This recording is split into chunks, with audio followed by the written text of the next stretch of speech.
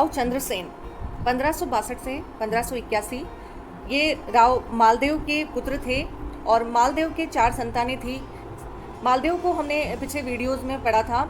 आज हम उन्हीं के पुत्र राव चंद्रसेन मारवाड़ के जो शासक थे और उन्हें प्रताप का अग्रगामी नाम की संज्ञा दी गई है, उन्हीं के विषय में पढ़ेंगे। मैं हूँ मिथिलेश सोलंकी, सहायक आचार्य इतिहास, राजकीय महाविद्यालय रावतभाटा। मालदेव के जो पुत्र थे, 4 पुत्र थे, राम, रायमल, चंद्रसेन और उदय सिंह। 7 नवंबर 1562 को राव मालदेव की मृत्यु हो गई और उसके मरते ही मारवाड़ में गृह युद्ध प्रारंभ हो गया। मालदेव पर उसकी पत्नी स्वरूप दे का अत्यधिक प्रभाव था और उसके कहने पे ही उनका जो स्वरूप दे का पुत्र था, स्वरूप देव, इसकी जो प्रिय रानी थी मालदेव की, और उन्हीं का पुत्र था चंद्रसेन, और इन्हीं के प्रभाव पे वो अपने जीवन काल में ही जो बड़े पुत्र थे राम को निर्वासित कर दिया था। राम इस समय अपनी ससुराल मेवाड़ में रह रहा था और स्वरूप देव के प्रभाव में आके भी राव चंद्रसेन को मेवाड़ की गद्दी पे बिठाया। मालदेव ने अपने द्वितीय पुत्र उदय सिंह को राजाधिकार से वंचित घोषित कर दिया और उन्हें फलोदी की जागीर दे दी। चंद्रसेन मालदेव का ज्येष्ठ पुत्र नहीं था, छोटे पुत्र थे, फिर भी मालदेव ने ज्येष्ठता के नियम का उल्लंघन कर चंद्रसेन को उत्तराधिकारी घोषित किया। ऐसी स्थिति में सत्ता संघर्ष जो था वो स्वाभाविक था, सारे भाई आपस में लड़ पड़े और इस प्रकार यहाँ से मारवाड़ में सत्ता संघर्ष शुरू हुआ। दिल्ली में मुगलों की इस समय दिल्ली में मुगलों की जो सत्ता थी वो स्थापित हो चुकी थी और हुमायूं के अल्प शासनकाल के बाद अकबर का राज्यारोहण यहाँ पे जो चंद्रसेन है और अकबर का जो कार्यकाल है लगभग 7 है और दिल्ली में हुमायूं के बाद यहाँ पर अकबर आ जाता है, सत्तासीन हो जाता है। और जो अकबर ने अपने राज्य विस्तार की नीति इस समय अपना ली थी वो है सारे जो राजपूतानों को भी प्राप्त करना चाहता था और इसके लिए उसकी जो प्राथमिकता थी राजपूत राज्य सर्वप्रथम थे। अतः उसने सर्वप्रथम राजस्थान से अफगानों को खदेड़कर मुगल थानों को स्थापित करना शुरू कर दिया और जो है इन बदलती परिस्थितियों में मालदेव की मृत्यु हो चुकी थी और इस समय जो चंद्रसेन थे वह अपनी जो जागीर थी वो इस समय चंद्रदेव की जागीर सिवाना थी और ये इस समय सिवाना थे। लेकिन सामंतों के विरोध के कारण उनका राज्यारोहण 31 दिसंबर 1962 को ही हुआ। 31 दिसंबर 1962 को राज्यारोहण हुआ और क्योंकि वहाँ मारवाड़ में सामंत जो है बहुत ज़्यादा शक्तिशाली थे और इस अशांति का लाभ उठाकर मुगल सेनापति मीर जहाँ ने जालोर पर आक्रमण जो है कर लिया। और यहाँ पे जालोर में मीर जहाँ की बात करेंगे हम, मीर जहाँ, क्योंकि मारवाड़ में इस समय सत्ता संघर्ष चल रहा था तो इन्हीं मारवाड़ की जो गृह कला था उसका फ़ायदा उठाया मीर जहाँ ने और जालोर की जो है लोकेशन यहाँ पे है, जालोर पर मीर जहाँ ने आक्रमण कर लिया। विद्रोहों का दमन। राव चंद्रसेन के राजारोहण से असंतुष्ट सामंतों ने राम तथा जो उनके भाई थे राम और उदय सिंह उनको उकसाना शुरू कर दिया क्योंकि सामंत जो है उस समय बहुत ज़्यादा शक्तिशाली थे और प्रत्येक सामंत चाहता था कि अपना जो है अधिकार ज़्यादा से ज़्यादा बढ़े। और इसी वजह से जब चंद्रसेन को राजगद्दी संभलाई गई तो जो अन्य सामंत थे उन्होंने इसका विरोध करना शुरू किया और सामंतों के समर्थन से उत्साहित राम केलवा से सेना लेकर आगे बढ़ा और सोजत परगने को उसने, सोजत जो परगना था यहाँ पे, सोजत परगने को लूटना प्रारंभ कर दिया। राव चंद्रसेन के एक अन्य भाई रायमल ने भी विद्रोह कर दुनाड़ा के क्षेत्र में लूटमार प्रारंभ कर दी। इस प्रकार जो सभी सामंत थे अलग अलग राम को, रायमल को, चंद्रसेन को, उदय सिंह को समर्थन दे रहे थे। राव चंद्रसेन ने सबसे पहले रायमल को हराया और इन्हीं रायमल का पुत्र था ये कल्ला रायमलोत, जो आगे हम उसके बारे में पढ़ेंगे। यहाँ पे जो शाखा हुआ था कल्ला रायमलोत के नेतृत्व में, ये इसी रायमल के पुत्र थे। रायमल यहाँ से भाग गए और इसके बाद चंद्रसेन राम के विरुद्ध आगे बढ़े। संघर्ष में राम की पराजय हुई तथा वह भी भाग निकला। इसी समय उदय सिंह ने गागाणी पर अधिकार कर लिया। राम तथा रायमल को खदेड़कर चंद्रसिंह उदय सिंह को युद्ध हेतु आगे बढ़ा। चंद्रसेन ने गागाणी से भागते उदय सिंह को लोहावट के युद्ध में हराया, लोहावट का युद्ध, और उसने उदय सिंह को इस युद्ध में पराजित किया। उसके सहयोगी उसे घायल अवस्था में बचाकर फलोदी ले गए। यहाँ से वो फलोदी जो है जोधपुर के पास में यहाँ पे ले गए। चंद्रसेन ने आगे बढ़कर फलोदी को भी घेर लिया और इस समय अकबर के विस्तारवाद से आशंकित मारवाड़ के सरदारों द्वारा समझाने पर चंद्रसेन ने यहाँ से घेरा उठा लिया। इस प्रकार ये भाइयों की जो आपसी कलह थी वो बढ़ती जा रही थी और यहाँ पे मुगलों का प्रतिरोध, मुगल क्योंकि विस्तारवादी जो अकबर के नेतृत्व में विस्तार चाह रहे थे। राव चंद्रसेन का जो भाई था राम अभी भी उपद्रव कर रहा था। राम चंद्रसेन ने उसके विरुद्ध एक सेना भेजी, उसके राम को नाडोल के युद्ध में बुरी तरह से हटाया और राम को उसने जो नाडोल का युद्ध था उसमें उसने राम को हराया। राम जो था, उसका जो भाई था राम, वो नाडोल के युद्ध में भागकर वो है अजमेर पहुंच गया। और अजमेर में इस समय जो मुगल सूबेदार हुसैन कुली खां, यहाँ पे हुसैन कुली खां, अजमेर में इस समय हुसैन कुली खां का जो शासन था उसकी शरण में चला गया। सूबेदार हुसैन कुली खां राम की सहायतार्थ सेना लेकर मारवाड़ में आ पहुंचा, लेकिन मारवाड़ के सरदारों ने चंद्रसेन को समझाकर दोनों भाइयों में संधि करवा दी, जिसके अनुसार राम को सोजत की परगना जागीर में दे दिया गया। लेकिन राम इससे संतुष्ट नहीं हुआ। वह 1 वर्ष बाद वापस अकबर की शरण में चला गया और राम जो था भागकर अकबर की शरण में यहाँ पहुँच गया। उसने अकबर की अधीनता स्वीकार करते हुए सहायता देने की प्रार्थना की। अकबर मेड़ता अकबर जो था वह मेड़ता और नागौर के पास है, मेड़ता सिटी, और इस पे नागौर पे पहले ही अधिकार कर चुका था और वह अब जोधपुर को जीतकर और मारवाड़ की संपूर्ण विजय कर लेना चाहता था। मारवाड़ की आंतरिक फूट का लाभ उठाने के लिए अकबर ने हुसैन कुली खां के नेतृत्व में एक सेना जोधपुर पर आक्रमण करने के लिए भेजी और काफ़ी समय तक घेरा डालने के कारण किले में रसद की कमी हो गई। अतः चंद्रसेन ने किला छोड़ दिया और वह भादराजून पहुंच गए। यहाँ पे जालोर में है भादराजून, और उन्होंने जोधपुर का किला छोड़कर वो भादराजून में शरण लेने के लिए चले गए और जोधपुर के किले पर मुगलों का अधिकार हो गया। आपसी कलह के कारण जोधपुर खोने के बाद चंद्रसेन की आर्थिक स्थिति बहुत ज़्यादा खराब हो चुकी थी। 6 वर्षों की इस अवधि में उसने अपने जवाहरात और आभूषण बेचकर अपना और साथियों का खर्चा चलाया। यहाँ एक महत्वपूर्ण विषय पर बात करेंगे कि नागौर दरबार तथा अकबर से जो है भेंट, यहाँ पे 1570 में, क्योंकि राजपूत को विजित करना चाहता था अकबर, इसलिए कौन उसकी तरफ है, इस वजह से उसने अपने वर्चस्व की प्रभुसत्ता स्थापित करने के लिए नागौर में 1570 को एक दरबार लगाया और इसे ही मारवाड़ की परतंत्रता की कड़ी कहा जाता है।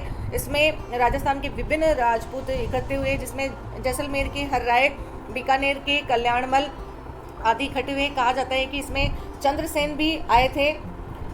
राजस्थान में नागौर, मेड़ता, अजमेर तथा आमेर राज्य पहले ही मुगलों की अधीनता स्वीकार कर चुके थे और 1568 में चित्तौड़ तथा 1569 में रणथंभौर पर भी जो है अकबर का अधिकार हो चुका था। 1570 में अजमेर में वो ख्वाजा मोइनुद्दीन चिश्ती की दरगाह पर जियारत करने के लिए आया और उसके बाद वो विश्राम करने के लिए यहाँ नागौर पहुँचा। लेकिन जो अकबर का मूल उद्देश्य था वो जो राजस्थान की राजनीतिक स्थिति का अध्ययन कर मुगल वर्चस्व का प्रसार करना था और इसी वजह से उसने प्रसिद्ध नागौर का जो है दरबार लगाया यहाँ पे। और इसमें हर्राय, कल्याणमल सभी ने उसकी अधीनता स्वीकार कर ली थी। यही नहीं, इन दोनों शासकों ने अकबर से वैवाहिक संबंध भी स्थापित किए थे। राव चंद्रसेन भी मारवाड़ की पुनः प्राप्त करने की आशा से अकबर से भेंट करने के लिए आया और रामकरण आसोपा के अनुसार उसे अकबर ने भेंट के लिए निमंत्रण दिया था। पंडित रहू का उल्लेख है कि बादशाह की इच्छा थी कि यदि चंद्रसेन नाम मात्र के लिए भी अधीनता स्वीकार कर ले तो उसे जोधपुर का राज्य वापस लौटा दिया जाएगा। और राव जो है उन्होंने कहा कि चंद्रसेन मुगल रंगढंग का निरीक्षण करने आया था कि वहाँ क्या चल रहा है, कैसा चल रहा है, और इसी को देखने के लिए वो नागौर दरबार में आया था। राव चंद्रसेन के भाई राम और उदय सिंह पहले से ही वहाँ पे मौजूद थे और इसी वजह से राव चंद्रसेन ने देखा कि मुगल सम्राट अकबर का झुकाव उदय सिंह के प्रति अत्यधिक है। चंद्रसेन ये समझ भी गया था कि अकबर राजपूतों के आपसी झगड़ों का लाभ उठाना चाह रहा है, वो भाई भाई को लड़ा रहा है। अतः उसने अपने पुत्र को वहीं छोड़ा और वो वहाँ से वापस भागकर भादराजून में आ गया। अबुल फजल तथा बदायून के अनुसार राव चंद्रसेन ने अकबर की अधीनता स्वीकार कर ली थी। ये यहाँ पे 2 इतिहासकार जो है वो ऐसे कहते हैं कि राव चंद्रसेन ने अकबर की अधीनता स्वीकार कर ली, किंतु ये सत्य प्रतीत नहीं होता है, क्योंकि यदि वो ऐसा करता तो चंद्रसेन को वहाँ से पलायन की क्या आवश्यकता थी। चंद्रसेन के पलायन के बाद में भादराजून पर मुगल आक्रमण यही प्रमाणित करता है कि राव चंद्रसेन ने उनकी अधीनता स्वीकार नहीं की थी। और भादराजून पर मुगल जो आक्रमण बाद में किया गया, मुगल बादशाह अकबर राव चंद्रसेन से अधीनता स्वीकार करना चाहता था अकबर, और इसी वजह से उसने अपने अजमेर के सूबेदार खाने कला को यहाँ पे प्रतिरोध के लिए उसने खाने कला को भादराजून पर आक्रमण करने के लिए भेजा। राव चंद्रसेन इस समय मुगल सेना से संघर्ष की स्थिति में नहीं था, अतः वह मुगल घेरे से बच निकला तथा वह छुपकर सिवाना के किले में दुर्ग में चला गया। सिवाना में रहते हुए 4 वर्षों की अवधि में राव चंद्रसेन ने लगातार जेतारण और अजमेर के मुगल सूबों को लूटा। मुगल सम्राट अकबर इस समय मेवाड़ तथा गुजरात के विजय अभियान में व्यस्त थे। अकबर ने दिल्ली से मालवा गुजरात के मार्ग को महाराणा प्रताप तथा राव चंद्रसेन से सुरक्षित रखने के लिए 30 अक्टूबर 1772 में यहाँ पे बीकानेर के राय सिंह को जोधपुर का सूबेदार नियुक्त किया। ये अधिकतर प्रश्नों में पूछा जाता है कि कहाँ के राजा को जोधपुर का सूबेदार नियुक्त किया, तो यहाँ पे 30 अक्टूबर को 30 अक्टूबर 1572 को राय सिंह, जो बीकानेर के शासक थे, कल्याणमल के पुत्र राय सिंह को उन्होंने जोधपुर का सूबेदार नियुक्त किया। सिवाना पर आक्रमण भादरा जून मुगल हाथों से निकल गया था और इस वजह से सिवाना चंद्रसेन की राजधानी बन गया था। सिवाना दुर्गम पहाड़ी पर तथा वन्य क्षेत्र में एक मजबूत किला था। स्वाधीनता प्रेमी चंद्रसेन ने इसे केंद्र बनाकर मुगल क्षेत्रों को यहाँ के जो जितने भी आसपास के मुगल क्षेत्र थे उनको लगातार लूटा और यह सूचना पाकर अकबर ने 1574 में बीकानेर के राय सिंह और शाह कुली मरहम केशोदास मेड़तिया और तेयब खां, यहाँ 4 लोगों के नेतृत्व में बीकानेर के राय सिंह, शाह कुली मरहम, केशोदास मेड़तिया और तेयब खां आदि के अधीन विशाल सेना यहाँ पे सिवाना में भेजी और इनका उद्देश्य चंद्रसेन को हराना था। इस सेना ने सर्वप्रथम सोजत पर आक्रमण किया। यहाँ का शासक, यहाँ हम बात करेंगे रायमल का पुत्र, यही कल्ला रायमलोद था। यद्यपि उसे सोजत अकबर की कृपा से मिला था, किंतु वह राव चंद्रसेन के पक्ष में था। कल्ला भागकर सिरियारी चला गया। मुगल सेना ने उसका पीछा किया। कल्ला की पराजय हुई, उसे समर्पण करना पड़ा। सोजत पर मुगल अधिकार हो गया। मुगल सेना ने सिवाना पर डेरा डाल लिया। राव चंद्रसेन ने कूटनीति से काम लेते हुए सिवाना छोड़ दिया। उसने सिवाना में पत्ता को नियुक्त किया। वहाँ पे उसने जो सिवाना था उसे पत्ता को नियुक्त करके वह स्वयं वन क्षेत्र में पिपलोद चला गया और वहीं से वह सिवाना का घेरा डाले मुगल सेना पर लगातार छापामार युद्ध करता रहा। और उसकी जो पद्धति थी, युद्ध की पद्धति, वो छापामार युद्ध पद्धति थी और इसी वजह से राव चंद्रसेन को प्रताप का अग्रगामी कहा जाता है, क्योंकि जिस प्रकार मेवाड़ में राणा प्रताप ने भी, क्योंकि पहाड़ी और दुर्गम इलाका था और यहाँ पे छापामार युद्ध थी प्रताप ने अपनाई थी, उससे पहले ही कई वर्ष पहले ही राव चंद्रसेन ने यह जो पद्धति थी वो अपना चुके थे और यहीं से ही चंद्रसेन छापामार आक्रमण करते रहे। राव चंद्रसेन के आक्रमणों से परेशान होकर मुगल सेना की सहायता के लिए एक और मुगल सेना चंद्रसेन के विरुद्ध भेजी गई। राव चंद्रसेन इस सेना से बचकर कानू जाके दुर्गम पहाड़ी क्षेत्र में चले गए। मुगल सेना को निराश होकर लौटना पड़ा। सिवाना में घेरा डाले पड़ी मुगल सेना की सहायता के लिए अकबर ने फिर बाद में जलाल खां को चंद्रसेन के विरुद्ध भेजा और एक बहुत बड़ी सेना जलाल खां के साथ भेजी। राव चंद्रसेन ने लगातार हमलों द्वारा इस सेना को काफ़ी हानि पहुंचाई। राव चंद्रसेन ने रामपुर के क्षेत्र में आकर इसी जलाल खां को मार दिया और इस प्रकार जलाल खां को भी उसने जो सेना के साथ वो पराजय हुआ। राव के विरुद्ध लगातार असफलताओं से चिढ़कर सम्राट अकबर ने 1576 में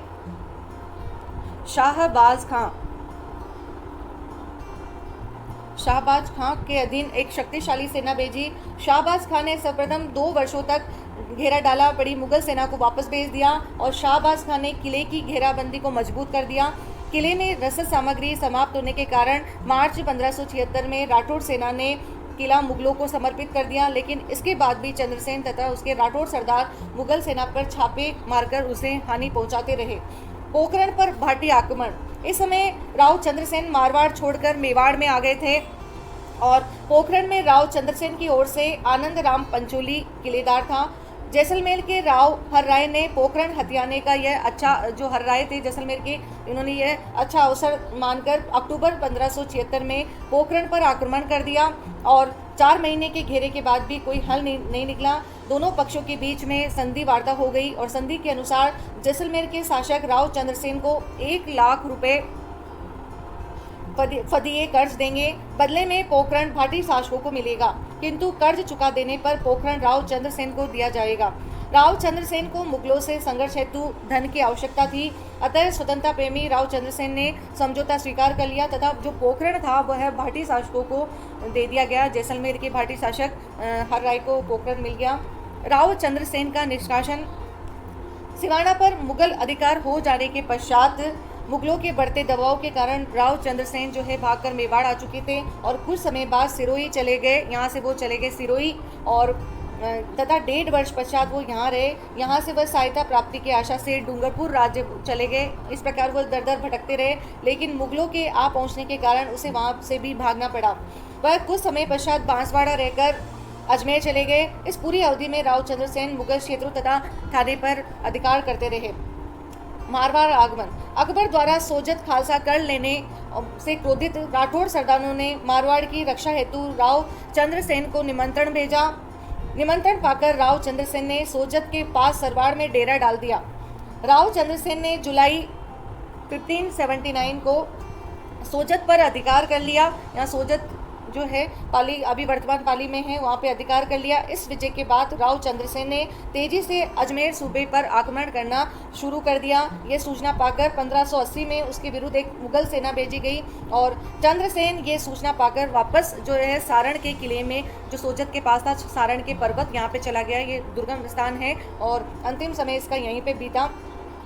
सारण के पहाड़ों में राव चंद्रसेन के पक्ष में मारवाड़ के लगभग सभी राठौड़ सरदार आ पहुंचे, लेकिन राठौड़ बरसल नहीं आया। अतः उसे दंडित करने के लिए राव चंद्रसेन उसकी जागीर दुदाड़ पर आक्रमण करने के लिए चल पड़ा, लेकिन राठौड़ आस्करण ने दोनों पक्षों में समझौता करवा दिया। राठौड़ बेरसल के आग्रह पर राव चंद्रसेन ने उसके यहाँ भोजन किया और यहाँ से लौटते ही जो है 11 जनवरी 1581 में राव चंद्रसेन की मृत्यु हो गई। अतः ये कहा जाता है कि शायद उनके जो भोजन है उसमें विष मिलाया गया था और इसी वजह से यहाँ पे उनकी मृत्यु हो गई थी। राव चंद्रसेन राजस्थान का जो है राजपूत शासक था जिसने परम शक्तिशाली मुगल सम्राट अकबर को चुनौती दी थी। राव मालदेव की मृत्यु के बाद कतिपय अपवादों को छोड़कर लगभग सभी राजपूत राजाओं ने मुगलों की अधीनता स्वीकार कर ली, उनकी दास्ता अंगीकार कर ली थी। यही नहीं, उन्होंने अपनी कन्याओं का विवाह भी और कन्याओं को हरम में भेजना भी स्वीकार कर लिया था। अकबर ने भी ऐसे शासकों को सुरक्षा तथा सम्मानजनक स्थिति देकर उनके लिए जो है आकर्षण उत्पन्न कर दिया था और उन्हें अच्छे अच्छे पद दिए थे। समस्त राजस्थान इस समय मुगल पराधीनता से त्रस्त था। ऐसी विपरीत परिस्थिति में राव चंद्रसेन ने परंपरागत क्षत्रिय धर्म का अनुसरण किया। उसने मारवाड़ की स्वतंत्रता के लिए मुगलों से लोहा लिया। उसे पैतृक राज्य त्याग कर जीवन भर पहाड़ी जंगलों तथा अन्य राज्यों में शरण लेनी पड़ी। उसे अपने रत्न आभूषण बेचकर तथा लूटमार कर गुजारा करना पड़ा, जबकि उसके दोनों भाई उदय सिंह तथा राम मातृभूमि के दुखों को भूलकर मुगलों की छत्र छाया में राज से सुख भोग रहे थे। लेकिन राव चंद्रसेन इससे हतोत्साहित नहीं हुआ तथा जीवन भर मातृभूमि की रक्षा के लिए संघर्ष करता रहा। राव चंद्रसेन ने जिस स्वतंत्रता की अलख जलाई थी मारवाड़ में, उसे महाराणा प्रताप ने भी जलाए रखा। इसे जलाली अकबर भी नहीं बुझा सका। इस दृष्टि से राव चंद्रसेन को महाराणा प्रताप का अग्रगामी कहा जाता है। अग्रगामी। अगले वीडियो में हम अन्य शासकों के बारे में, राजस्थान के अन्य शासकों के बारे में पढ़ेंगे। तब तक के लिए नमस्कार।